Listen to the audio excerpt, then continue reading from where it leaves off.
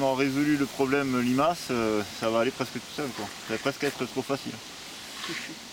C'est bien qu'il y ait des réussi à limaces. les limiter du coup, parce que comme on s'était vu au mois de mai, juin, là, qu'il y en avait énormément là.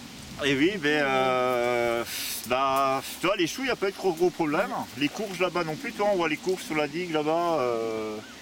Alors j'ai mis un peu d'antilimace, mais l'année dernière avec l'antilimace, j'ai remplacé 3 fois et j'en avais quand même que le tiers. Et puis cette année, j'ai fait presque tous avec. J'ai passé 2 fois l'antilimace. Ah non, bah, après il y en a, hein. Je ne cherche pas à les éliminer parce que les limaces, en fait, elles sont nécessaires dans le cycle de l'humus. C'est hyper important les limaces. C'est elles qui vont permettre aux champignons de se développer. Les limaces vont manger les champignons et donc les spores des champignons. Et après elles vont les déféquer dans leur bave. Et dans la bave de la limace, le spore va germer. Donc pas de limace, pas de champignons, bah, tout mon foin, ma paille, mon bois, c'est les champignons qui le digèrent d'abord. Surtout le bois. Et la paille aussi, il y a des champignons, etc. Et donc ça va plus. Donc après, c'est d'essayer de vivre avec elle sans qu'elle fasse trop de dégâts. Et puis après, bon, il faut tolérer un peu de dégâts. Après, dans cette approche, on va avoir une perte d'un côté, mais on va avoir un gain d'un autre côté. Donc dans l'équilibre, on n'est pas forcément perdant, quoi. Et puis après, surtout, on va chercher, c'est des techniques qui demandent quand même très peu d'énergie renouvelable. Enfin ici, moi je suis à cheval en plus, je travaille pas au tracteur et tout, j'ai juste une pompe qui marche au pétrole, à eau et une tronçonneuse. J'utilise plus de débroussailleuse, tout ça c'est tout qui est débroussaillé par le cheval ou les chèvres, ou à la faux, après les petits coins. Enfin c'est relativement, on essaie de s'approcher du durable, il y a encore le plastique qui est du pétrole.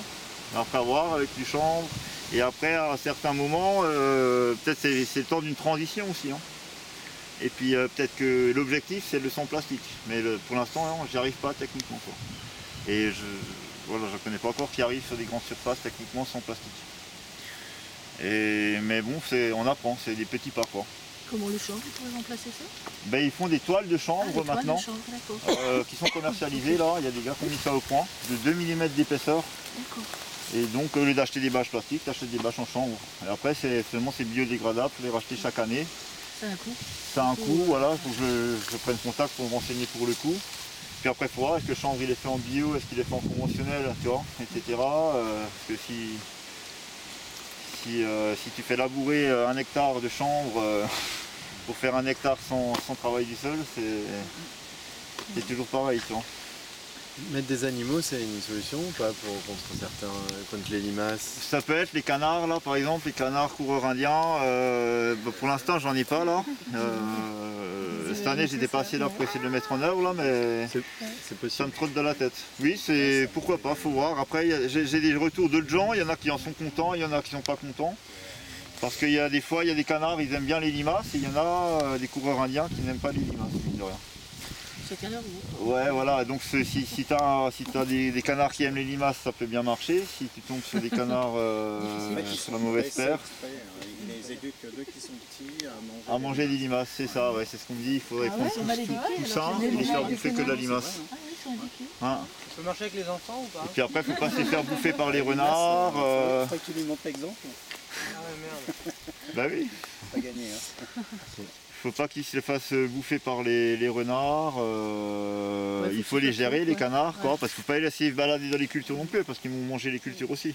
Donc ceux qui font ça en général, dans des surfaces comme ça, ils vont lâcher les canards et ils marchent derrière. Comme ça les canards, ils picorent à droite à gauche et puis hop, voilà.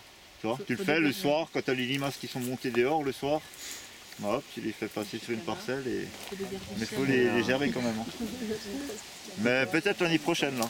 C'est bon, c'est pour ça. Mais ça, dès que tu as plus d'animaux là, faut être là, quoi, hein, c'est ça. Donc voilà.